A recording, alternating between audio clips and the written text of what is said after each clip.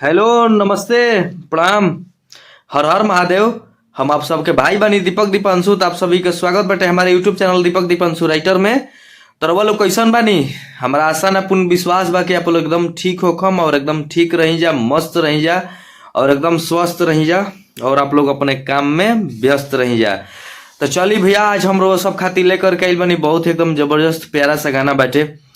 लोकगीत orchestra song ह जौन की बहुत एकदम बढ़िया। हमारा आशा ना पूर्ण विश्वास बा कि यह गाना ये वीडियो के माध्यम से, लिरिक्स के माध्यम से और वो सबके प्यार आशीर्वाद प्यार दुलार अपने भाई दीपक दीपांशु पर और इस चैनल पर आप लोग जरूर अपन देहब जा और एकदम अच्छी बनैले रही जा। तो हमारा आशा ना पूरा विश्वास बा कि आप लोग के मैटर एकदम बेहद पसंद आई। तो चलिए, अभी तक ले जो भी भाई हमारे चैनल के सब्सक्राइब नहीं के लिए प्लीज आप लोग सब्सक्राइब करके बेल आइकन प्रेस कर ली, ताकि जो भी वीडियो लेकर के नोटिफिकेशन आप सबके पास पहुंचे, ताकि आप सब उस वीडियो को देख सकी जा और सुन सकी जा। और वीडियो करो सब एकदम ध्यान से देखे के बाद, एकदम ध्यान से सुने के बाद मैटर खुद समझ में आ जाएगी का लिखले बानी। और जहाँ कहीं भी भैया थोड़ा गावे बोले कहे में दिक्कत होला तो प्लीज अपन छोट भाई मान करके माफ कर देनी भैया हमरा के। तो चलिए, वीडियो अच्छा लगी तो वीडियो करो सब अपन भरपूर एकदम लाइक कमेंट शेयर सब्सक्राइब आप सब भरपूर अपन प्यार और आशीर्वाद अपने भाई के देहब जा और इस चैनल के। काहे कि भैया वो सब खातिर इतना मेहनत करो तो वो गाना बनाई ना, तो वो गाना के बस लिखाला के बदौलत रहो सबसे एक एक लाइक और एक एक कमेंट मांगी ना भैया। बस कमेंट करके आप लोग के बतावे के भैया कि हाँ गाना लिखले कैसन बानी और कैसन लिखतानी, मैटर कैसन लागल आप लोग के। और मैटर अच्छा लगी तो प्लीज आप लोग ऐसे अपन सपोर्ट बनाए रखब जा।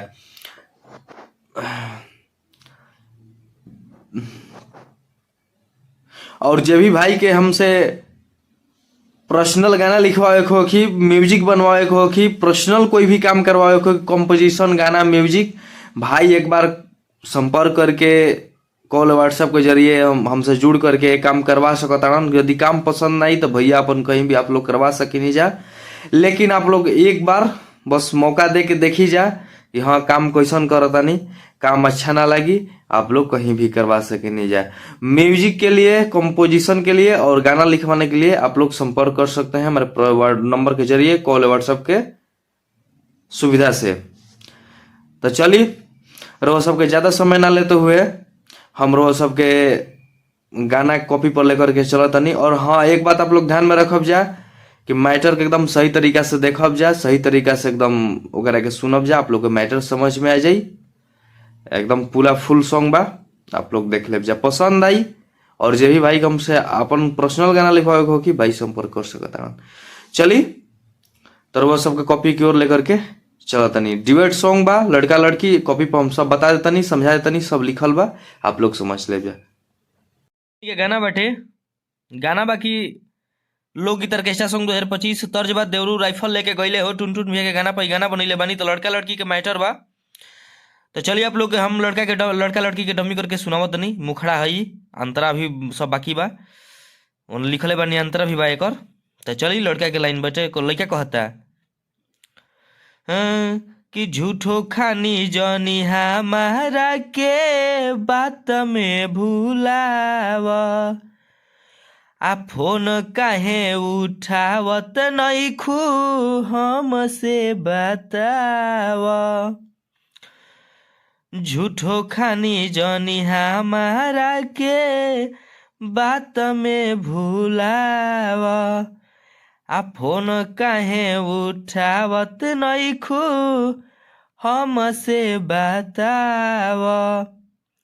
तो लड़की कहती है, लड़की के लाइन भैया से लड़की कहती कि एको गो तोहार हनिया लागत निक नइखे जानू, हमार सहेलियों से बतियावे लई ठीक नइखे जानू, हमार सहेलियों से बतियावे लई ठीक नइखे जानू।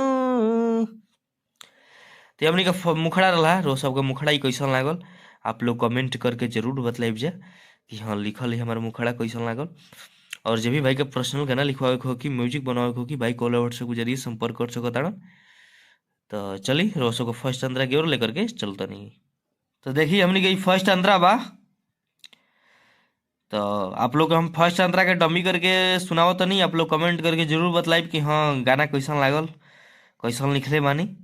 तो चली रहो सबके में लड़की के लाइन बा कि हमारा मिलल है खबर आ तोहार मन गोइल बा बड़, आ हमारा रहते ई सब करे में ना लागल तोहारा डर।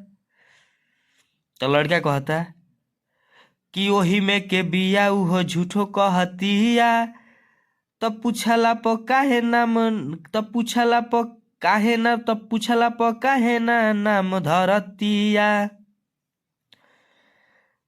ओही में के बिया उहो झूठो कहतिया, तब पूछला प काहे ना नाम धरतिया। तो फिर लड़की कहती है कि तोहारा प हमारा भरोसा एकोस, कि तोहारा प हमारा भरोसा एकोसी के नइखे जानू, हमार सहेलियों से बतियावे लई ठीक नइखे जानू, हमार सहेलियों से बतियावे लई ठीक नइखे जानू। तो चलिए हमारी मुखड़ा कैसा लागल रहो सब कमेंट करके जरूर बतलाइब जा। अच्छा लगी तो प्लीज आप लोग लाइक शेयर कमेंट जरूर करब जा। चलिए नेक्स्ट सॉन्ग के लिए टाटा बाय बाय, जय हिंद, जय भारत, जय भोजपुरी समाज, जय माँ सरस्वती।